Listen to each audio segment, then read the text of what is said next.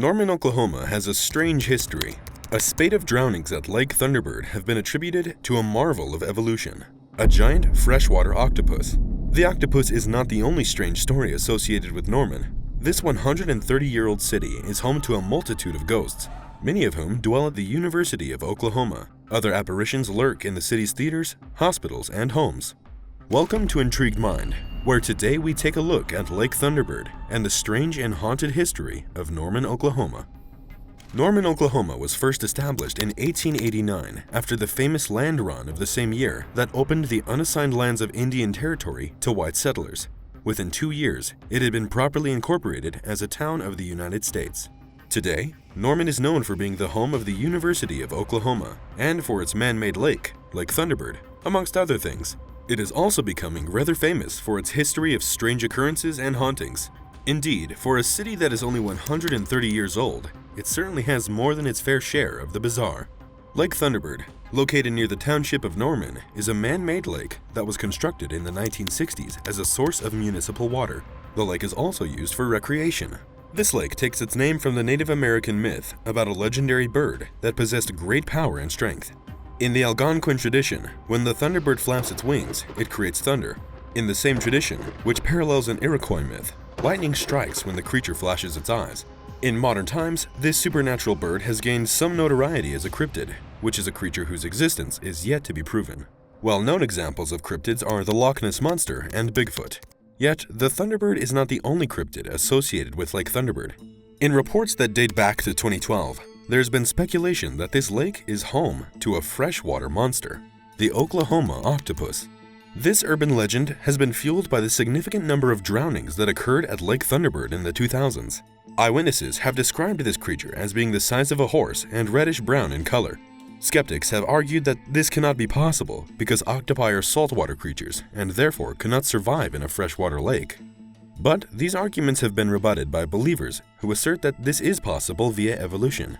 The argument has been made by cryptozoologists, scientists who study cryptids, that jellyfish are living proof that saltwater animals can adapt and evolve into freshwater dwellers. Added to this argument is the fact that octopi have been found thriving in environments as inhospitable as Antarctica, and the knowledge that these slippery creatures have the ability to move across dry land for a limited period of time. Once upon a time, inland America was covered by a shallow sea. Could this mythical cephalopod be a living fossil dating back to those times? After all, the octopus has a very quick reproductive cycle, which could speed up the evolutionary process.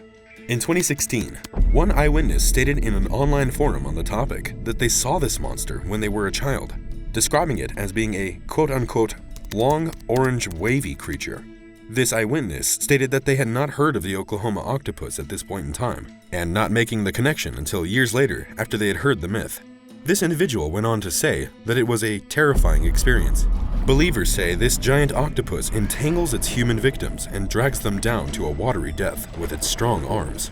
Other locals believe that this creature is a serpent, an alligator, or a giant catfish.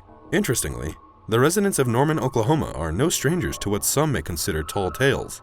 Along with the stories that abound about the Oklahoma octopus, there are several fascinating hauntings and ghost stories associated with this Norman. One such haunting takes place at the University of Oklahoma's Grand Library. This Gothic building is adorned with sinister gargoyles. It has a strange and eerie architecture, with passageways that turn into abrupt dead ends and half doorways that lead to 2 floors, one above and one below. The library's resident ghost lurks in one section of the building referred to as the Decks. The Decks is a secluded area with a narrow staircase that connects 6 levels of bookshelves.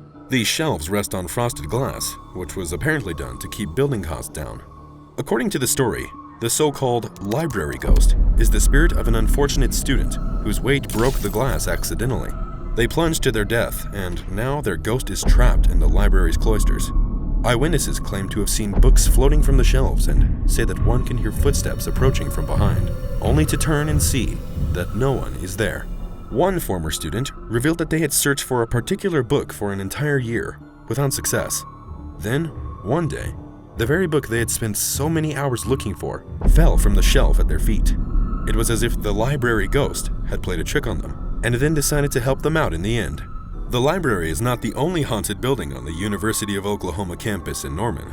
Paranormal activity has also been reported at Ellison Hall, which was originally used as an infirmary.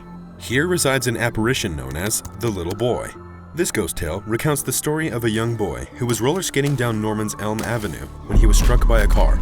The child was rushed to Ellison Hall, but tragically did not survive the accident.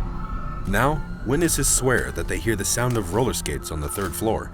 Added to this is the fact that motion sensor lights and elevator button lights randomly go on and off when there isn't a living person nearby. Could this be the little boy ghost playing tricks on the living?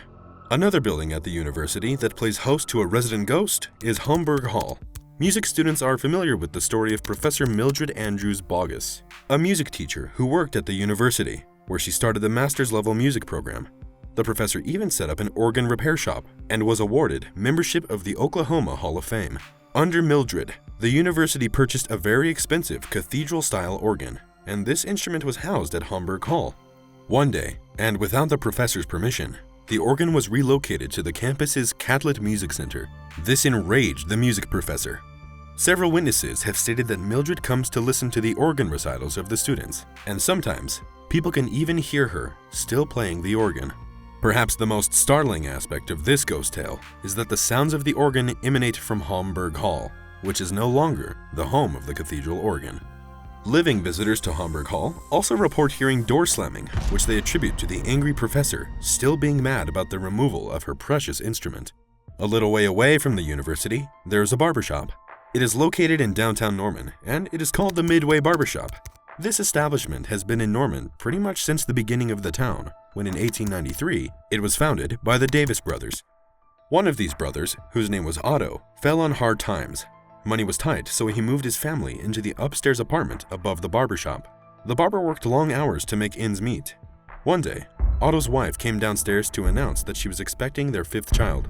The barber wrapped his customer's neck in a hot towel in preparation for a shave.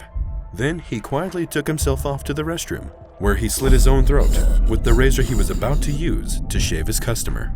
Today, locals swear that clippers and other items go missing and then mysteriously reappear in the barbershop. Others claim to have seen cabinet doors fly open and slam shut.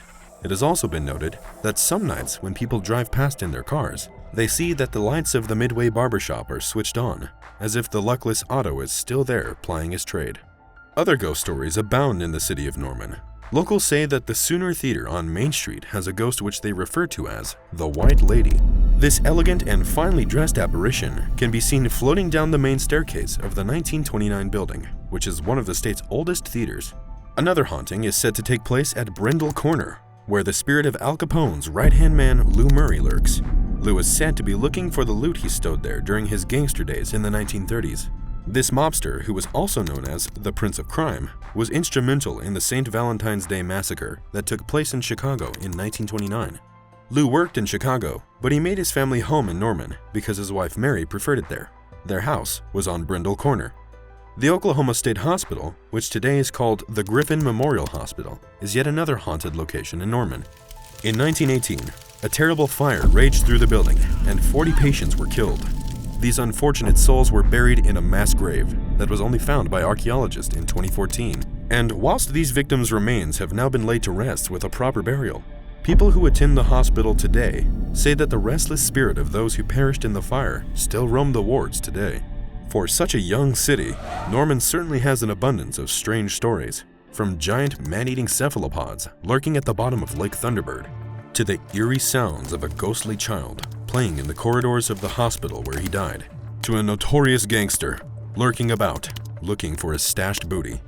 Norman has a very strange and haunted history indeed. For more videos on the most amazing forgotten parts of our history, be sure to subscribe to the Intrigued Mind channel. Like the video and leave your suggestions in the comments below.